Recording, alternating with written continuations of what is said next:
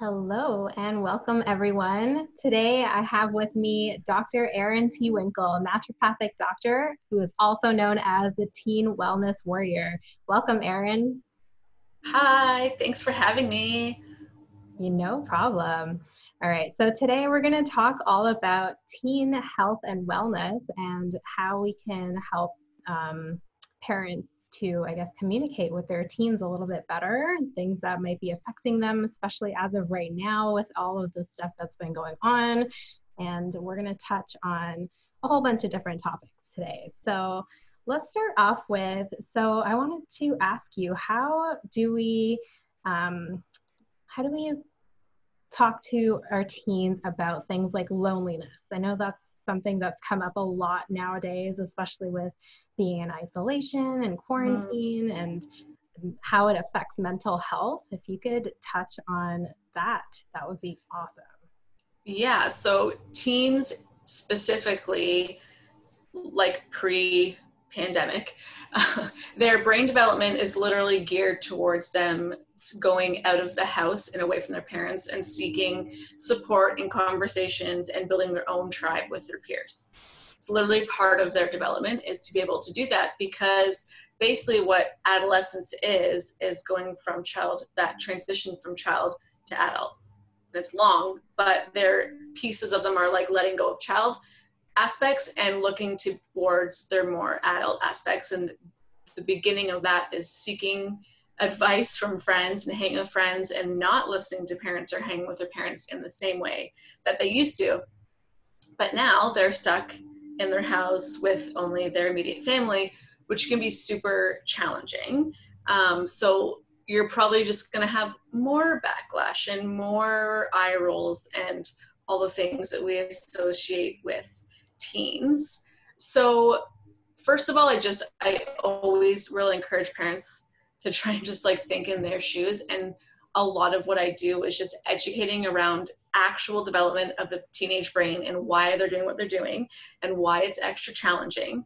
And because they have this drive to only talk to friends and seek advice from friends and hang out with friends, they're not going to be as receptive to like the hang with the parents and getting that advice from their parents. So, I mean, it is a tricky line to walk, and now we're just in a more intense way.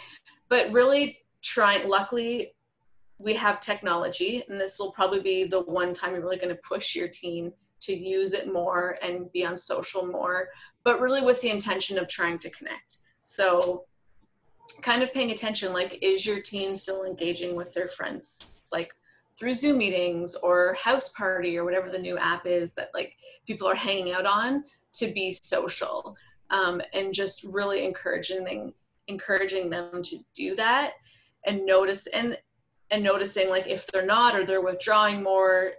So trying to keep tabs on that and just kind of being like, hey, have you talked to so and so lately? How's so and so doing? And asking those little bits of questions here and there and kind of helping foster that online relationship as much as possible.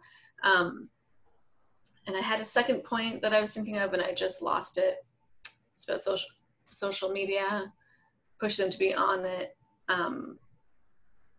But yeah, it's definitely tricky to watch. And the other thing is really feeling lonely isn't bad or wrong. And another point that I often really have to educate families around, and a lot of adults don't even have this because we definitely didn't get it from our grandparents, is this idea of emotional intelligence. So can you identify an emotion and understand where it's coming from and why you're feeling it and what to do about it? And it's not new, but it's more talked about now, and people are getting better in this generation of like, oh yes, all emotions are good, right? Like there's no bad emotion or good emotion. Angry is okay, sad is okay, lonely is okay, happy is okay, joyful is okay, stressed, depressed, like all of the emotions are okay. So one thing I really encourage parents to do is you can literally go to Google and look up emotion color wheel, and you'll get this beautiful picture of a wheel, and it'll be all blocked into colors, mostly primary colors, and it'll have a bunch of emotions listed in the wheel. Because sometimes we just get stuck in saying, I'm upset. And what happens when we just say, I'm upset, is you could be, for example, if you were upset, that could mean mad or sad. But if you're mad, what you need is something different than when you're sad. For example, if you were sad, you might be more apt to want to hug for support. If you are mad, you probably want space. So if we're not identifying those nuances of mad versus sad, for example, we're going to respond with an incorrect response to what they need. So we're really trying to teach our teens, and it's a practice ourselves because we're all learning this, is like, can I name the emotion? So that's why I encourage people to look up that emotion wheel, because at first we're so used to just being like, I'm upset, or we only know mad, sad, glad, right? And frustrated maybe. So to give us a bigger language tool to look at it and be like, oh yeah, I'm mad, but it's because I'm disappointed, because I'm frustrated. And then you can help get to the root of like why you're having this, really intense emotion right now. And then you have to be able to reflect on like, how can I feel better from this emotion? Like what supports me when I'm feeling lonely? What supports me when I'm feeling sad? What supports me when I'm feeling mad, right? So like, do I need space when I'm mad? Do I need to scream into a pillow? Do I need some kind of physical outlet? When I'm sad, do I want to hug? Do I want to go listen to a certain type of music? And really help walk them through this. So now especially our emotions are heightened. There's gonna be more loneliness. They're not feeling connected. So letting them feel those emotions and not trying to ignore it, or, not be, try to, what we often do as humans is like, if you're suffering, you'll always say, well, that person's suffering more, so I shouldn't suffer. Right? Like, oh, I have like, you can always look at the bright side, like, oh, I have roof over my head and I'm well fed, so it shouldn't be that hard for me. But it's all relative, and it's hard for everybody regardless of your scenario. So really validating their feelings. They're feeling lonely, but like, yeah, I get you. And just letting them feel that. And then we can work through it. Like, okay, how can we feel a little bit less lonely? Well, here's ways to connect with your friends. There's lots of neat ideas that we're coming up with. One of the clinicians I know, she's been doing Zoom weekly baking things with one of her best friends. So every Sunday or whatever, they get together and they hop on a Zoom call, and they are been baking these really intricate, like 3-day long croissants and like macarons and like all these cool things. But it's a way for them to connect. They're doing something they like doing. They're learning a new skill. So there's ways to kind of help work through those pieces. So just helping your teen. And sometimes they're going to be like, no, I don't want to. But just keep offering ideas. And don't take it personally when they say no or they don't want to do it. But just keep being there to offer ideas and suggestions every now and again. Don't do it all the time because you'll probably irritate them more. But like every once in a while, like, hey, have you tried this? Hey, what about this? And just really helping them foster those connections that are super important to them right now. Yeah, that's sorry, so that was a really important. long-winded answer, but No, that was some great information. And I love how you're providing them with different types of tools, because we don't necessarily know what is going to help us. And it's good to kind of explore those different things, like you said, with the emotions and finding out what you're feeling, and then helping like either like calm yourself down or whatever it is that you need in that moment, and using tools that might support you. So do you have any recommendations for any specific tools based on like for example, if someone was angry or upset, like different types of options that you might suggest that parents could try? like past naming it, you mean? Like, what are some strategies to help them move through it? I mean, so often think about for yourself, like when you're mad, some people need a more physical outlet. So like screaming into a pillow or punching a pillow, something like that, or just voicing why they're mad, like letting them vent, so to speak, like let it out, like, why are you mad? And also this whole idea of naming it, it's like, that's one example. If you're lonely, it's like, okay, everyone's feeling a little bit lonely. We're all isolated. So we can't necessarily solve that particularly, but like I said, push them to connect in other ways. Like, what can we do? You know, you might not love that it's only your family you can connect with, but if they're into like family board games or like a family movie night, or, you know, trying, or whatever they're interested in. Like if they're into watching movies, let them pick the movie. Like try to encourage other ways of being together with people, even though it's not in the ideal scenario, but finding ways to connect. Yeah, and it's a self-discovery. Like most people, especially as adults, like listening to your gut feeling about like, oh, when I feel like this, I need this. And just helping them do that. And the best way we can help do that is also by modeling it. Because they're not always going to like sit with you and be like, sure, let's work through this process. But you, as the parent or caregiver or adult in the situation, you can just voice out your inner monologue. That's often the best thing you can do as a parent, because you're not always going to be able to engage them in this and they're not going to be interested. But what you can do is model it. So when you're having a hard time and you're feeling lonely, because you will, or you're feeling mad, or you're feeling happy or grateful or whatever it is, you voice it. This is how I'm feeling right now. This is what I need to like move through this emotion or whatever. So a lot of it is just modeling it and practicing it. Actually, a couple weeks ago, like during the pandemic, I released a 5-day challenge, which is still acceptable. We can post the link in the comments below. And it's just a 5-day series of me basically going through more of these specific tools of like, okay, let's name it to tame it. What do we need to understand about teen brain development to help kind of harness these emotions, and what are they going through? So if you like bite-sized pieces of information, it's a great just 5-day video series. If you want, you can grab it and go through the videos with me. But it's more kind of just what we talked about just now, is really just learning that emotional literacy, like the emotional intelligence piece, is such an amazing skill for sure. Awesome. And we'll definitely link that in the comments below. So if you are interested in learning a little bit more about some strategies that you can use with your teens, then definitely take her challenge. So I'm sure that will be really helpful.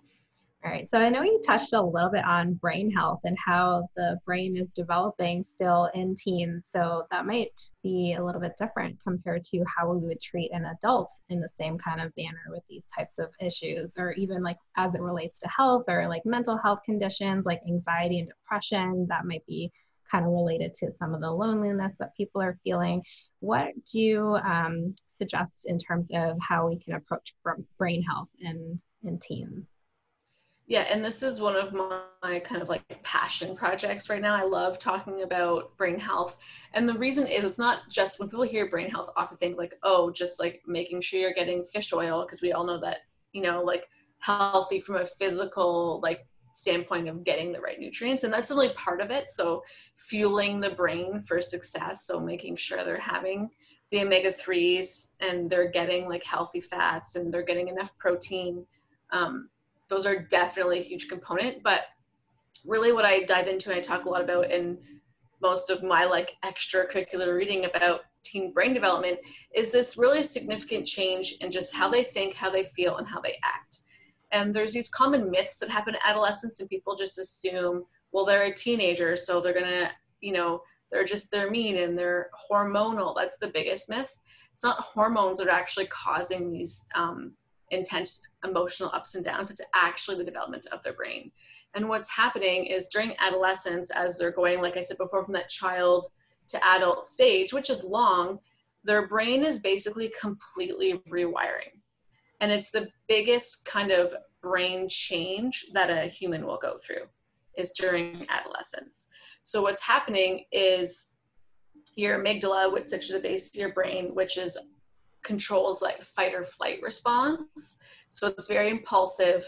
It's like yes or no. It's like everything is perceived as a threat, and do I need to run or do I need to fight? And so that's kind of how they're perceiving, because that part of the brain, because basically they're rewiring it from the bottom up.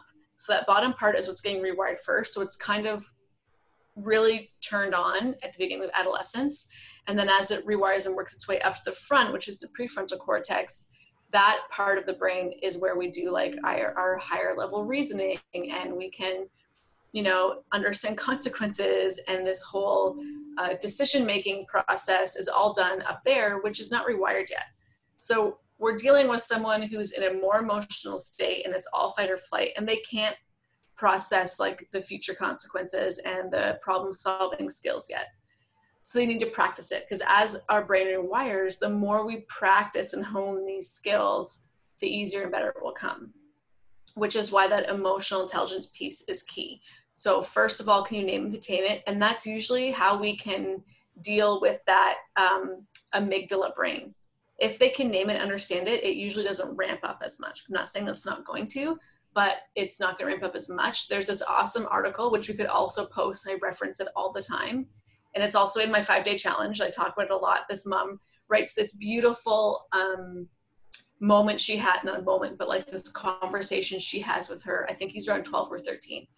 So that adolescent age, and he's just being a bit more dismissive, and she's not enjoying how he's talking to her, and like the typical complaints we start to hear from parents as their teens progress through adolescence.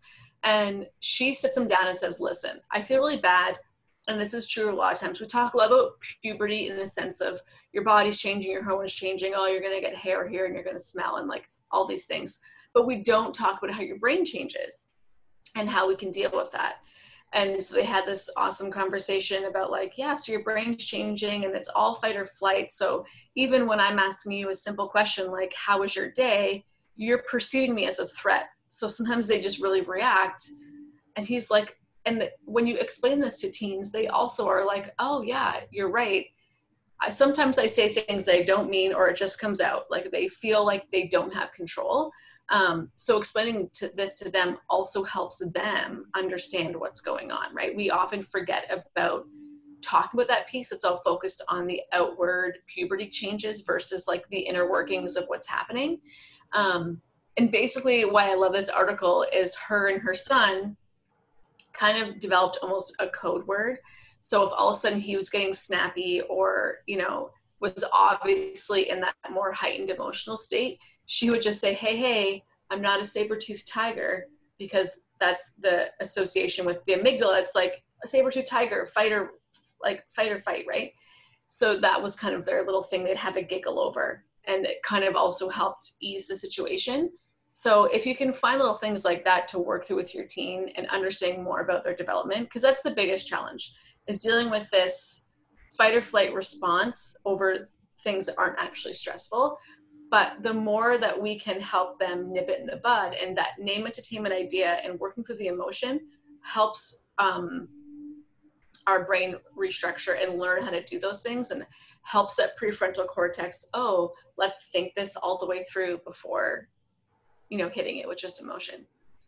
That's so interesting. I never really knew anything about this stuff before you started explaining it, but it makes so much sense because everyone just assumes it's just the hormones and that's the reason they're acting the way they are, but we don't really look into the brain or the development of the brain, and that is so important. Yeah, it's a huge piece of the puzzle. And then the other piece, which you kind of said earlier, is I also talk about how they're fueling their brain, right? Like what kind of foods they have access, what's in your snack cupboard. Like the biggest piece is getting enough protein, this like, and fat, healthy fats, because it's such a big growth process that like healthy fats is literally the structure that the brain is made out of. So lots of healthy omega-3 fats in their diet, and healthy proteins. And I don't care where you get the protein from, whether you choose to eat, you know, more vegetarian or you eat meat, I don't care, as long as you're getting your daily requirements. And typically a teen at least needs 1 gram of protein per kilo of their body weight, minimum. So just looking at that measurement, however much they weigh, and be like, okay, they need this many grams of protein, whether it's plant-based or not, is really what's important, because that's also, our proteins are used in our brain as the neurotransmitters or the signaling. So it's doing all the communication in the brain. So it's really important, especially from an anxiety and depression standpoint, to make sure that they're having adequate protein and adequate healthy fats. That can really help with the mood and the energy as well. Yeah, nutrition is so important. And I love that you don't really care where the protein's coming from, as long as you get the protein in your body and healthy fat.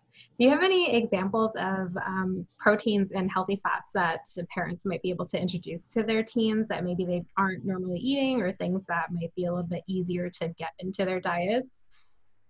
Yeah, so I mean, they're out of the house more now. I mean, not now in the pandemic, but traditionally your teens are like, they have their own money, they're doing their own things. So I often encourage parents to do is like, you kind of have to let them make their choices. You can't control everything that's happening, but whatever's in your house and the groceries that you're choosing to buy and how you're stocking your cupboard can have a huge impact. So, and having family dinners or family meals together is key. There's fair amount of research now too, like families that eat together, so the teens in that family, like just there's higher markers of success of like going off to school or like success as an adult, however they're measuring it, just by having, and not even every night or not even having both parents there, but having some kind of regular sit down meal together with at least one parent shows benefit long term. But yes, so examples. Again, depends. I know a lot of your population is plant-based. So like the healthy, like lentils and legumes and balancing it with a grain. I'm sure you educate your patients a lot about when you're doing a more plant-based diet, you have to balance the amino acids. So you're always picking a legume and a grain because together they make a complete protein. So that's one thing. If a teen is deciding to choose or try out like being vegetarian or vegan, then it's just like, okay, here's all your protein sources. Make sure you're, getting them. A great one if you're not plant-based is wild-caught salmon, because it has a bunch of omega-3 fatty acids, which are super healthy for our brain and mood and overall well-being. And also there's protein in it. So it's kind of like a 2-for-1. And then outside of the healthy fats, like, so other health fats like walnuts, avocados, using extra virgin olive oil, avocado oil, nuts and seeds are great, especially seeds. Seeds are amazing. They're super high nutrient dense foods. So like pumpkin seeds, sunflower seeds, like sprinkling those in. And yeah, like, so again, it depends plant-based or not, but I love like wild caught fish. You can get great canned salmon now too, which is easier than buying fresh always, and add some mayonnaise to it and turn it into a salmon salad and put it on pasta or put it on a salad or make a sandwich. And then the next thing I always encourage is like having as much fresh produce around as possible. And even if people are eating meat as part of their protein source, I remember actually when I was in naturopathic college, one of my professors said, he was a nutrition professor. He's like, I'm a vegetarian that supplements with meat. So his meal was plant-based in the sense of like, gets most of my nutrition from plants and I fill up on plants, but then I add in enough meat to make sure I'm getting my whatever X grams of protein a day. And I love that concept. If you're not just plant-based and you're eating meat, just really still focus on getting lots of eat the rainbow, all the colors, make sure you're getting the reds and the oranges and the purples and the greens in every day. So often like in your pantry, I would suggest always having chopped veggies in the fridge with like some hummus and something to dip it in. Again, the hummus is going to add protein. It's a legume. If you're making it yourself, which is not always the case, but like blend in some spinach so you're getting in some greens. Every time I cook anything that's like a stew or a chili, I'm putting in a ton of chopped kale and chopped spinach to get in those greens, because those are sometimes the harder ones. Or just looking up some really delicious salad dressings that you can make or you can buy and be like, you know what, I don't care how much dressing you put on your salad, but eat the salad. Right? So how are ways we can get them? Like, do you have to dip it in some cheese sauce? Dip into some cheese sauce. Like I remember as a kid, it was really common for like broccoli to be eaten with cheese sauce. I don't know if that was a thing for you growing up, but like that was the way my mom could get us to eat broccoli. It was like, well, just put melted cheese on top of it. So just trying to keep your cupboard stocked with like a healthy whole grain, like chips or Tostitos to dip into hummus or guacamole, or looking for, I try not to buy packaged stuff, but if you're a parent who has teens who are on the go a lot, like when we get back to a bit more normal life here and they're doing their extracurriculars, finding some high quality protein bars. And by high quality, I mean what you're looking for is low sugar, So when you look at the ingredient list, the first thing shouldn't be sugar or cane sugar. Whatever, it should be some kind of protein source, quinoa, a grain typically, and just making sure that there's protein and fat in your protein bar and it's low in sugar is typically kind of how I assess that out if I'm going to buy a protein bar. But having those grab and goes are great. Trying to find stores that carry like roasted chickpeas or some kind of like crunchy, like for that snacky instead of just like a potato chip, there's a bit more nutrition in there. Basically, when we're talking about food nutrition in teens, I'm more always talking about what can we add in. I don't really want to get into this dichotomy of like good versus bad food because it just sets us up for bad relationship with food. Food is great. Food is amazing. We need to eat food. We're humans. Every human deserves to eat food. But what I try to focus on is like, what can we add into I don't even like to use the word diet, but what can we add into the food we have access to that's just going to up its nourishment? What's going to up the fuel quality? Like we want quality of food. So just having access to the quality foods in your household, and whenever they're out with their friends or they're using their own money, they can, buy and do whatever they want. But when they're here at home, you're really filling your cupboards with like the nutritious, healthy stuff. Like yogurt and granola is a great one. Like just stuff that's around that they can grab that, when at least they're home, they're just tapping into that extra nourishment for sure. Awesome. Some really great tips there. So what would you suggest for anyone who's kind of curious? I know this type of age, people are trying to experiment with different kinds of foods and like maybe even exploring a vegetarian or vegan lifestyle, which they are not used to, or maybe they didn't grow up eating. And we kind of fall into this, like, I mean, it depends on where you are, but like society kind of promotes more of like the fast food junk sort of vegan food at the beginning. Is there anything you recommend in terms of transitioning if this is something that they are curious in learning more about? Yeah, absolutely. So it is pretty common, like, again, teens are branching out. They want to be a bit more independent. And what they eat can be one way that they're doing that. So if they're transitioning to like vegetarian or veganism, first of all, always support them. Like try to do your best and don't like, oh, this is bad, this is good. Again, being mindful of where it's coming from. I'm always really conscientious when people are on a diet, especially in teens. It's like, okay, why are they doing it? That's always first and foremost what I care about is like, is it for an ethical reason? Is it an environmental reason? Nowadays, that's typically what it is. Is it for weight loss or aesthetics or something like that? Because that's a different conversation for sure. But let's say in this case, it's just like an ethical, environmental reason, and they want to do it and they want to promote health and eat a lot of vegetables. Amazing. Let's start there. But yeah, instead of buying the packaged stuff or like, I can't even think of an example. Like the Beyond Burgers? Yeah, that's a great example.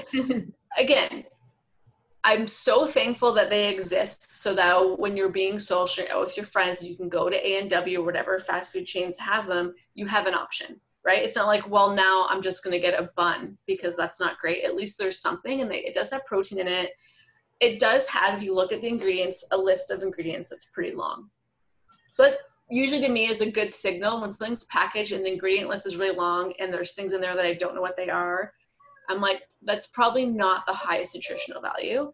Whenever we can get it from whole foods, meaning it's not processed or packaged, like it's literally the vegetables and legumes and grains that we buy, then great.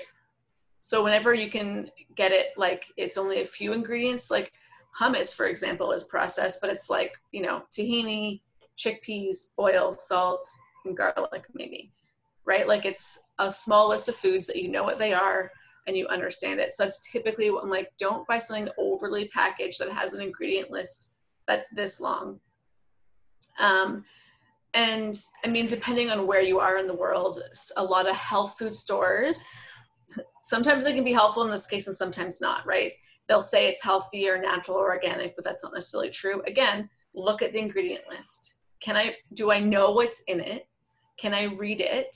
How long is it? And like, am I understanding what's in there? And going from that place of like, read your labels, because as soon as you start getting in the packaged and processed, you can't really believe the advertisements about how good it is. You have to look at what's in the product, always. Yeah. And always when you're transitioning, I really recommend, unless like as a parent, you're super comfortable, or maybe you've always been a vegetarian or vegan, and so you're really comfortable with this, but like reach out for support. There's so many nutritionists, naturopaths like yourself, like there's so many practitioners that are more versed in this, and they understand what your requirements are, and they can help guide you. And like, this is what you need. For example, like it's early, like you need at least 1 gram of protein per kilo body weight. Understand that, and then know how to read a nutrition label. Look where it says protein, how many grams of protein is that, right? And going from there, and understanding like the biggest one for vegetarians, like you can't just eat beans. You have to also eat a grain, right? There's 9 essential amino acids. And what that means is our body cannot create them. We need to get them from external sources. And when we're eating a vegetarian diet, those amino acids, which make proteins, some of them are in rice and some of them are in grains, but not all of them are in each one. So during the course of a day, you need to have both a grain and a legume. Whereas a meat protein has all the essential amino acids in it. That would be the biggest difference, is understanding that. And then the next biggest thing is like, where are you getting your iron from? That's another common one when people transition. And so like all the dark leafy greens are there. A cool trick is like cooking in cast iron. It naturally releases iron into food, especially if you cook more acidic stuff. So always do like a tomato something, or with some lemon, or adding a vinegar in there. Actually, you're literally getting iron from the cast iron into your food, which is great. Blackstrap molasses has some iron in it, so you can always add that in. So there's definitely sources, but again, it's looking, so what's my daily requirement? And you can Google up requirements. I'm really bad at remembering numbers. I always have a document of like, okay, these are the numbers I need to remember, because I can never remember them.